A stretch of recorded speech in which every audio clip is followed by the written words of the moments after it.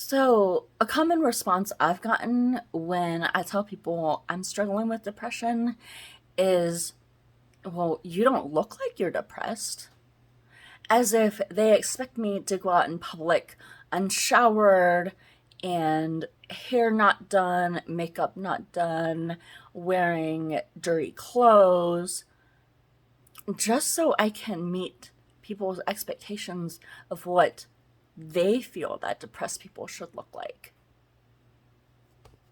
I think a huge misconception about depression is that when we're struggling, we're expected to look a certain way.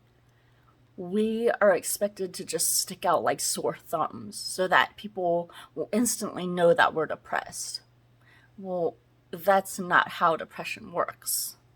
I think that what a lot of people don't understand about depression is that it's one of those diseases that falls into the category known as the silent killers. We don't want people to know that we're struggling when we're going through an episode. So even though it kills us to get out of bed most days and it hurts to think about breathing, and just the thought of having to get up to face another day makes us want to cry, we're going to make the effort to pull it together so that you can't see that we're hurting, because we don't want you to know. As the person going through depression, we don't want to raise any questions. We don't want people to ask us what's going on. And I think that's what makes depression so dangerous, is that we don't want to talk about it. But what people don't understand is that we have to talk about it.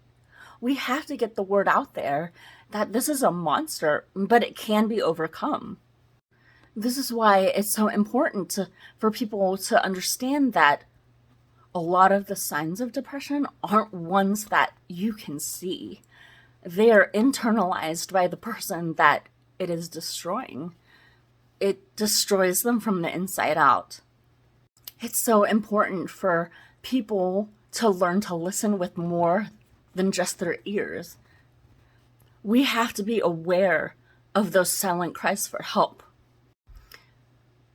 Signs such as wanting to sleep more, missing appointments that we normally wouldn't miss, slowly withdrawing from activities that we used to find joy in, slowly withdrawing from people that we used to love to be around, giving away precious possessions because where we're going, we're not going to need them. And that doesn't mean on vacation.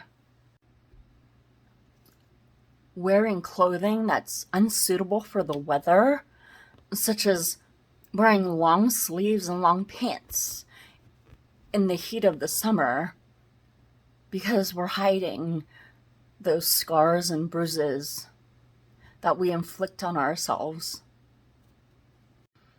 It could even look like a forced effort to try to include ourselves in activities that we normally wouldn't, because we're trying to make a last-ditch effort to get people to see that we need to be around people, that we need help, without actually saying it.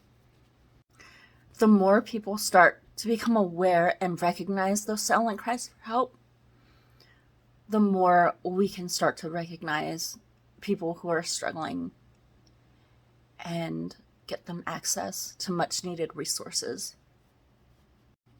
The more resources we can bring to people who are struggling, the more lives we can save.